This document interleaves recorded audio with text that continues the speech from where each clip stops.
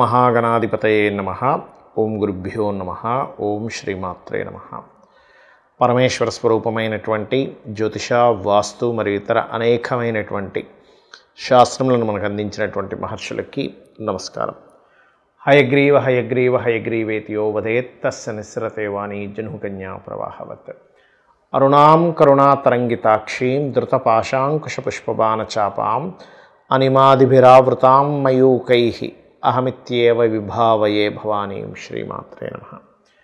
ప్రేక్షకులకి ఆ లలితాంబిక అమ్మవారి యొక్క అనుగ్రహం పరిపూర్ణంగా కలగాలని మనస్ఫూర్తిగా కోరుకుంటూ మనం ఈరోజు గురువు యొక్క మార్పు, మనకి మేజర్ ప్లానెట్స్ అయినటువంటి రాహు కానీ, కేతు కానీ, గురువు కానీ, శని కానీ మారినప్పుడు మేజర్ చేంజెస్ జరుగుతూ ఉంటాయి. ఆ రకంగా మే 15వ తేదీ నుంచి గురువు వృషభ రాశి నుంచి మిథున రాశిలోకి మారుతున్నాడు.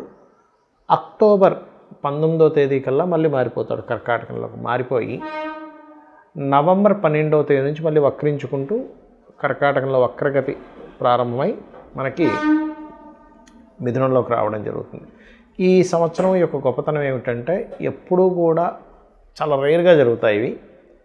ఒకే సంవత్సరంలో అంటే విశ్వవసునామ సంవత్సరంలో 3 రాసులు మారుతున్నాడు గురువు. దీనివల్ల కలిగే ఫలితాలు ఏమిటనేది నేను మీకు ఎండింగ్లో చెప్తాను. ఏ లగ్నం లేదా ఏ రాశి వారు చెప్పేసుకున్న తర్వాత సో వీడియో ఎండింగ్ వరకు చూడండి. అయితే ఈ విషయాలు చెప్తుంది నేనైనప్పటికీ కూడా చెప్పిస్తుంది సాక్షాత్ లలిత అమ్మవారిగా భావిస్తూ ఒక్కొక్క లగ్నం గురించి మనం తెలుసుకుందాం. సింహలగ్నము, సింహరాశి. సింహం వారికి కనుక చూసుకుంటే గురువు సింహలగ్నానికి కూడా శుభుడే, అందులో ఎటువంటి సందేహం లేదు. అయితే పంచమ అష్టమాధిపతి అయినటువంటి గురువు లాభస్థానంలో ఉంటున్నాడు.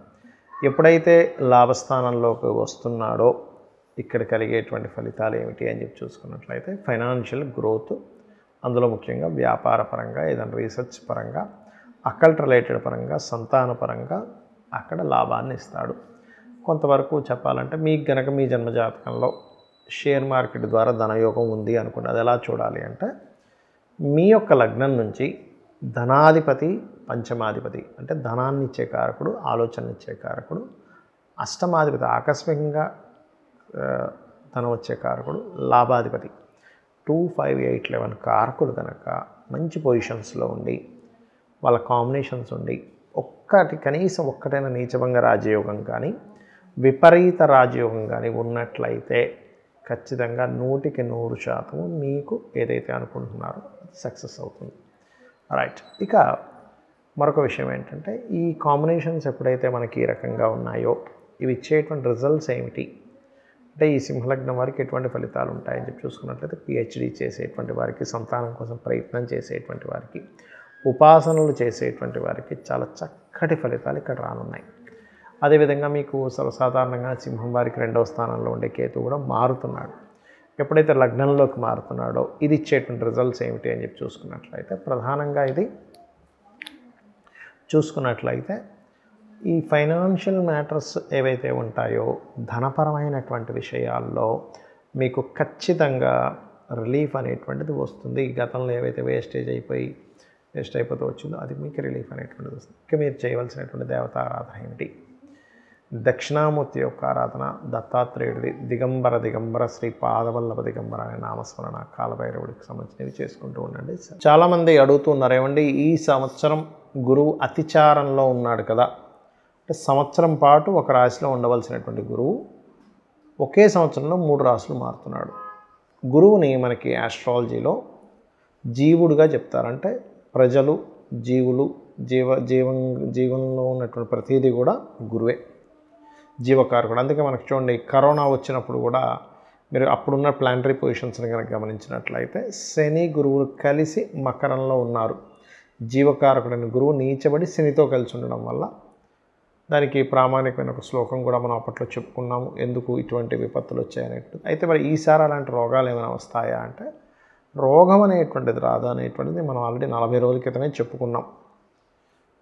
ఇది విశ్వవసునామ సంవత్సరం ప్రారంభంలోనే. కాకపోతే యుద్ధాలు లాంటివి వస్తాయి, కొంచెం జల సంబంధించిన యుద్ధాలు ఎక్కువగా వస్తాయి అని చెప్పుకున్నాం. అయితే ఈ జల సంబంధించిన యుద్ధాలతో పాటు జల రాసుల్లో ఈ కుజుడు శని ఉన్నారు కాబట్టి జలంలో ఉండేటువంటి కొన్ని జీవరాశులకి చాలా ఇబ్బంది కలగనుంది.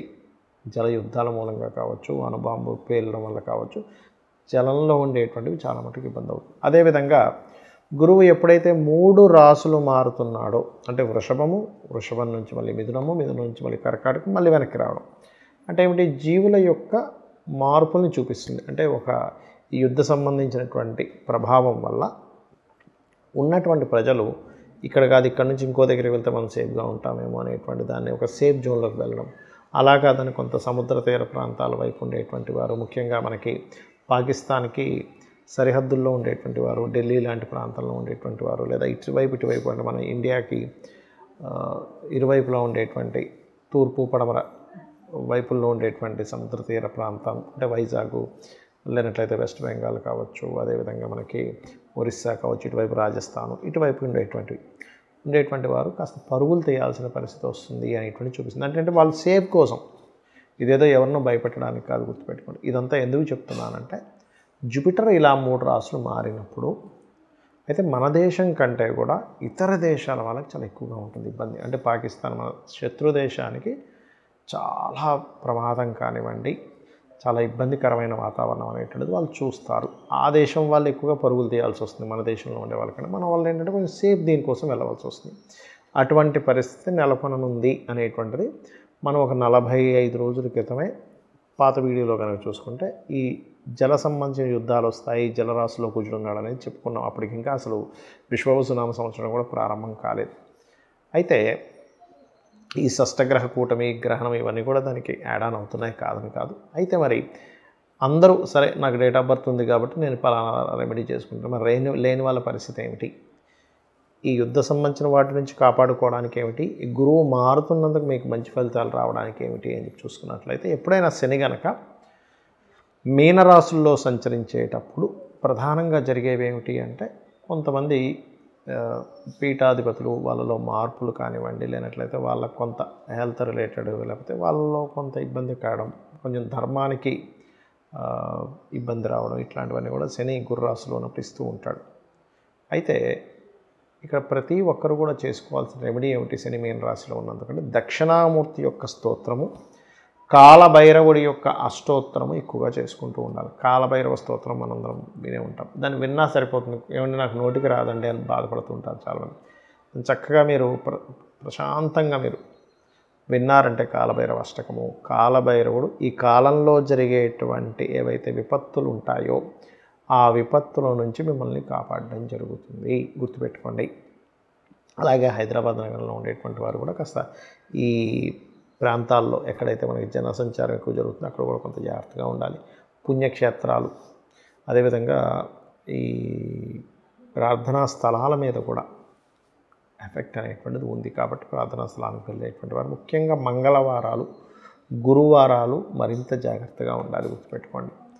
అదేవిధంగా మరి ఇంకేం రెమెడీస్ చేసుకుంటే బాగుంటుంది అంటే, గోవులకి బెల్లం తినిపించడం కానివ్వండి, గురు మంత్రము మీ గురువుల ద్వారా ఎవరి ద్వారా అయినా మీకు గురుమంత్రం లభించినట్లయితే గురుమంత్ర జపం చేసుకోవడము, దక్షిణామూర్తి స్తోత్రము, దత్తాత్రేయుడి యొక్క చరిత్ర చదువుకోవడము, వీలున్నప్పుడల్లా కూడా కాస్త గురుగ్రహం దగ్గర శనిగ్రహం దగ్గర దీపారాధన చేయడము, గోవులకి బెల్లం తినిపించడము, ఇవి చేయండి.